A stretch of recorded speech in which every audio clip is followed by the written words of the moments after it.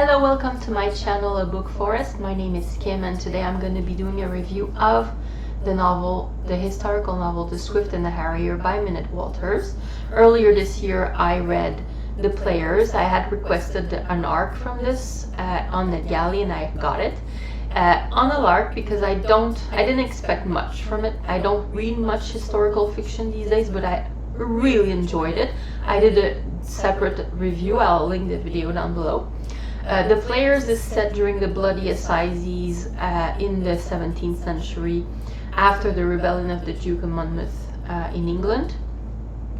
But this book is a prequel. It's set about 30 years earlier during the English Civil War, so totally different situations. There are some characters in common, but I'm not gonna ruin the plot for you. Obviously you can read The Players first, but I would recommend probably starting with The Swift and the Harrier. The Players was mostly focused on the law and on maybe a bit of spying and sleuthing, and this is more focused on medicine and on the outcomes of actual conflict, and it's very impactful. It's not a time that I've read a lot in, like this English Civil War is not the most glamorous setting usually, so there's fewer novels set in those times, but it was very fascinating and it teaches a lot about the time period. It has a very good balance between the plot and the characters and the history side, which I really enjoyed from this author, because sometimes historical fiction can lean too much towards history, too much like nitpicking, like is telling us everything, like the type of fork they use and everything, and not enough about the characters, or sometimes it's too much the characters, too much melodrama and romanticizing everything, not enough reality of the history of the time. So that was a very happy balance between the two. Our main character is Jane. She's a young woman in her 20s. She's from a very well to-do family, a noble family, country squires. They have money, they have position in life, so she could have just gone on to just get married and have her dowry and go to society. But she decides she wants to study medicine, so when we meet her, she's already finished with her studies and she's actually practicing medicine as a woman in the 17th century. So not your common character. Obviously in historical fiction it happens a lot that you get like women doctors. It's kind of a very popular trope, but it's always enjoyable. And Jane is very independent. She rides along like on her own in the roads. She's not too much bothered about proprieties. However, she does have a lot of respect for her parents and her family, so she doesn't do anything terribly bad. She just practices her calling, her medicine. So we start with her. She goes to see her cousin in a town, and she kind of gets in trouble with her cousin's husband, who is a Puritan, and he's not a very nice person. So it's the beginning of the rumblings of the Civil War between the army, or the Protestants, like the more Puritans Protestants, and the king and the more Anglican type of lax religion. But I think probably the religion is a bit of a pretext. Like there's so much background history that led to this revolt. Like the king is trying to be an absolute monarch, and England will have none of that. Like ever since Magna Carta in the 12th century, England has been kind of ruled by kings, certainly, but there's also always had a kind of the nobles or even parliament. So the English are not going to be ruled by an absolute monarch. So I think that's probably the setup of the conflict. But Jane is kind of determined to be neutral, so she's going to treat everyone, no matter if they're from the royalist side or from the army side, like the Puritan side. She doesn't really want to get involved in the politics of it all. She just wants to practice medicine. So we see the conflict from her point of view, so which is like neutral, and that's good. That's good because you don't really get like a parti pris. You don't get like, oh, those are the good guys and those are the bad guys. Like you get a mix of all. And there's another character, William Harrier. So you have Jane Swift and William Harrier. So two types of birds. And William is kind of a very mysterious character. We don't really know who he is.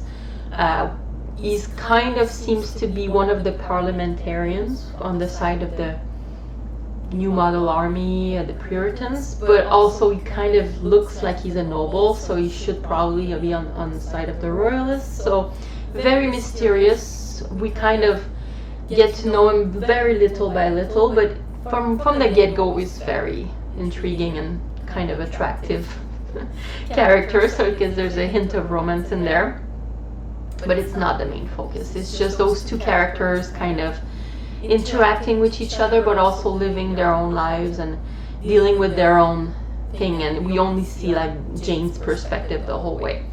And it's very interesting to see like from William is he's kind of struggling between two ideas, like the two ideas, and Jane is kind of wanting to remain super neutral. So there's a very not neutral person and a neutral person together, like interacting together. Very interesting.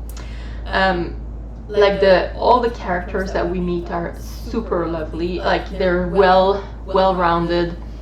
They don't feel like they're cardboard or anything. Like we see like women struggling during the war, like how they rise up to the occasion to protect their towns and their families, and it's really lovely. And we also see like some great men and some awful men, and yeah, so very sprawling. Like we cover a lot of years during that book, but very well done.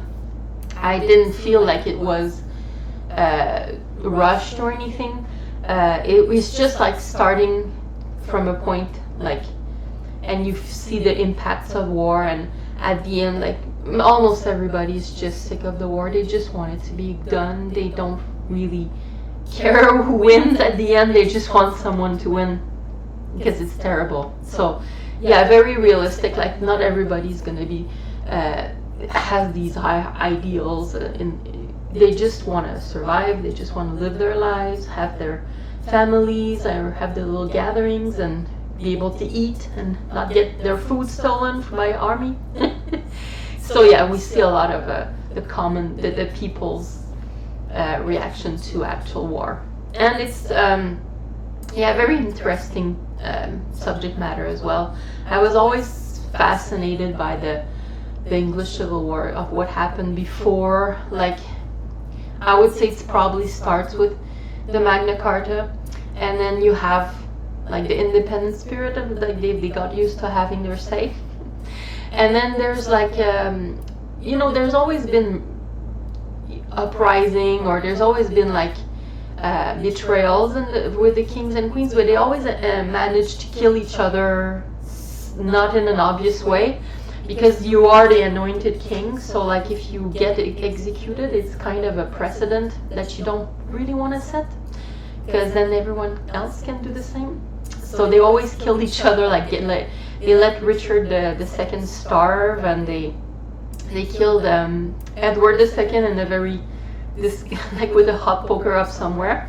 But I think the precedent that really made it possible for Charles I to be executed at the end of the Civil War was Mary, Queen of Scots, Mary Stuart. Like Elizabeth I